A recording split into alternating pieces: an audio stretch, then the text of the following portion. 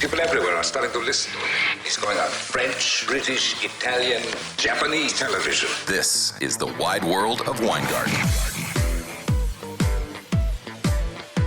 Welcome back to the wide world of Weingarten, episode 23. It's November 17th, Wednesday, here in Los Angeles. It's 11 a.m.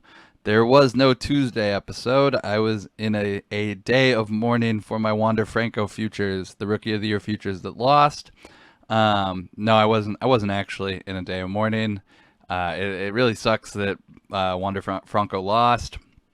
He only got 2 first place votes, which was a little less than I expected. I thought it would be more competitive.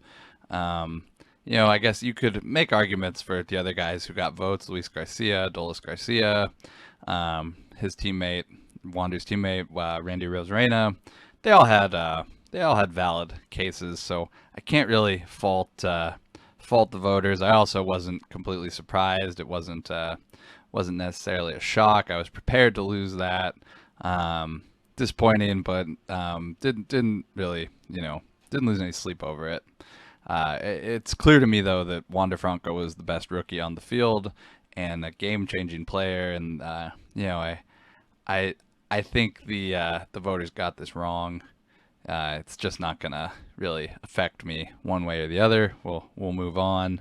Today we get the Cy Young voting in a couple hours, approximately 3 o'clock. The show starts, 4 o'clock it ends, so we'll know by 4 o'clock how the NL race is finally decided. Zach Wheeler, Corbin Burns, I would prefer one of them to win. I personally think Corbin Burns is going to win. I solidified my thoughts on that last night. The only guy I am not alive to is Max Scherzer. I hope he doesn't win in the AL. It's going to be Robbie Ray. Would be a shocking upset, disappointment if he doesn't win. I did not have any money on Robbie Ray, but I have to point out that on Gil's show, A Numbers Game, one of his other baseball guests, Base Winner, he came on at the All-Star break and said, hey, Robbie Ray's numbers are real good. His underlying numbers stand out 100 to 1. He gave it out on air. I didn't listen, so no winning for me there, but congratulations to anybody that followed Base Winner on Robbie Ray. It pays to listen to Gil's show, not just for me, but for the other guests as well. They always give out good info, and congratulations to Base Winner, 100 to 1. It's an awesome hit. So I'm hoping for Corbin Burns today, but we'll talk a little bit more about awards. They're not that exciting, especially I've mentioned that MLB does a really bad job. It's November 17th. Like, who cares about baseball awards? This should be done before the World Series. So on to football. The Patriots. I've changed my thinking on them. I thought early in the season they just didn't have it, but I've learned I shouldn't doubt Bill Belichick, yet I still do it occasionally.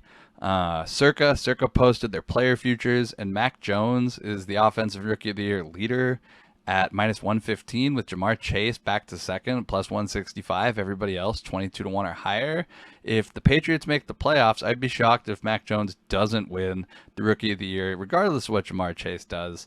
And as much as I came around on my thinking to how great Jamar Chase is and the numbers he was putting up, how good they are in context to receivers, you can't deny a 10-win rookie quarterback, a playoff leader.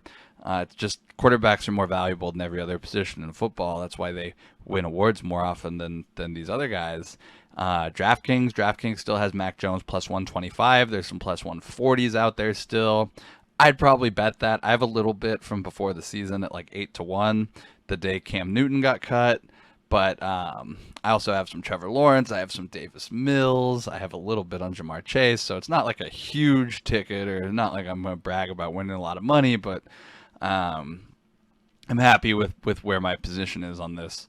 The only bet I would make is to add more Mac Jones at this number, which I might do at some point later this week. But that's just my thinking there. The Patriots to win the AFC, I bet at 12 to 1 today. Speaking of wide open, the AFC is totally wide open. So I found some 12 to 1. I thought that was a good number. It probably comes down, especially if you look at the the end of the Patriots season. They play the Colts, they play the Bills. They finish up after that with the Jaguars and at the Dolphins. Remember, the end of the season, Patriots-Dolphins games can always get a little weird. There was that kick return that blew it. I know that cost me a bunch of money one year. I don't like to think about it, but it's a very easy end of season schedule for the Patriots. 10-11 wins is not out of the question. Winning the AFC East is not out of the question. They still have 2 games left against the Bills. They're slightly rated higher in some regards than the Bills. They also have an incredibly strong offensive line, and Trent Brown's back and healthy. Trent Brown's one of the most dominant offensive tackles in the NFL. So I was happy to grab some 12-1. I was happy to grab some plus 350 on the AFC East for the Patriots this week. And let's see how they do going forward. Great win over the Browns. At DraftKings right now, they have adjusted regular season win totals up, and one of my favorite bets is one of these adjusted regular season wins. It's the Raiders under 8.5 minus 145. I talked on Monday about how the Raiders have done an incredibly poor job drafting, especially their top 3 round picks, first through third rounds, top 100 guys. They're getting almost no production out of their last 3 drafts, out of their guys. And you can't, in the NFL, you just can't replace talent like that quickly. So if you whiff on 1 year in the draft, it's bad. If you whiff on guys 3 years in a row in the draft, when you have 5 first round picks over 2 years, you have a very hard time sustaining anything. And there's an interim head coach. There's multiple first round picks have been cut or gone to jail recently. The coaches know they're all on their way out, that they're going to be replaced. The players know that they're going to be replaced. That this is not a good long-term situation, and I can't see the Raiders winning 4 more games this season. I just can't. They're welcome to prove me wrong, but I'm betting this under 8.5 minus 145 number. And if and when it wins, I will roll all that money over into the Raiders under next season, because they're not going to replace all this talent. This huge talent hole they have is going to take 2-3 years to come out of. So I'm very, very bearish on the Raiders going forward. I expect their woes to continue into next season. The Lions announced that Jared Goff's probably not playing this weekend. He's injured. Tim Boyle is going to take his place, which is by no means an upgrade. He was actually the 5th worst graded quarterback in the preseason by Pro Football Focus, but he's also not Jared Goff, so he's got that going for him. Sometimes you just need to replace Jared Goff, as the Rams have shown this year. Sometimes it just got to move on. So Tim Boyle, not an upgrade, but sometimes different is good. Might be a little spark for the Lions, but again, this is a lost season for the Lions, one of many. The Rams, it was not a great debate debate, whatever you want to call it, from Von Miller was not good. I watched the tape. I watched a couple of his snaps multiple times, and he was getting his ass kicked by George Kittle routinely. Again, it's just one of those things. You can see why the Broncos were so quick to trade him. The Vince Lombardi line, better to get rid of a guy a year early as opposed to a year too late. He kind of looks, I don't want to say he's done, but I did not see a lot out of him. Even with the other guys on the defensive line taking up multiple blockers, I think it's good they have a bye week and Von Miller can get more integrated into this defense. But wasn't great. Wasn't a great performance by Odell Beckham either. But more that has to do with Matt Stafford than Beckham necessarily. I think you can't just expect a guy to show up and play 45 snaps and be great. Again, the Rams have this much needed bye week coming up where they can figure out what the plan is, but just Von Miller and Odell Beckham showed up, and I think a lot of people expected, they got Von Miller, they got Odell Beckham, they're going to be great. It didn't work out that way this first week. It's not a surprise. I mean, that's why they were available.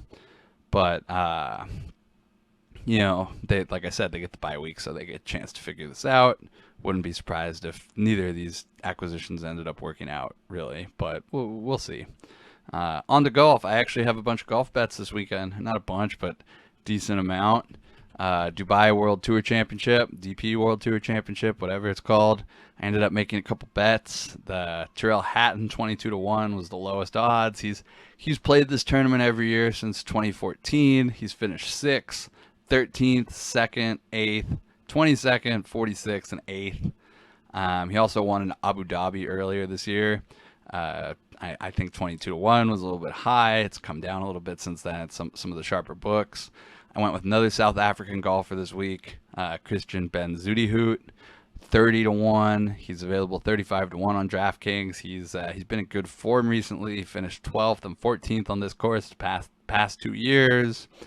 The Hogard brothers also stand out. I haven't bet them yet, but they live in Dubai, and I'd assume they're familiar with the local courses. Sergio Garcia, 12-1 at Circa, 13-1 at Bookmaker, 16-1 at DraftKings. He's worth a look, playing on an exemption. He looked pretty well his last couple PGA starts. Might get a little bit at 16-1 from me. I haven't added it yet, but I will likely cave and bet Dean Burmeister again. I see some 48-1 out there offshore. Might even bet him some top 10 at plus 320. He looked all right last week, just didn't capitalize, but he played well. I think he finished top 20 or something. Danny Willett was one on this course, I think in 2019. He was also on my list. I considered, but passed on him at 70-1. It's kind of event that I'll look to jump into live, especially if Morikawa or Rory don't run away with it. I was really hoping Rahm was going to be in the field to kind of give everybody some better odds, but like I said, you can't really bet Rory at 6-1. I'm not in love with Morikawa at 8-1, though I wouldn't be surprised if he wins. I wouldn't be surprised if he runs away with it. I'll have my eye on Minwoo Lee, Dean Burmeister, the Hogard brothers, and Guido Migliozzi after the event starts, which I think starts at like 3 a.m. Pacific or something tonight. So I'll get up tomorrow morning and look at the scores. PGA, last PGA event of the year.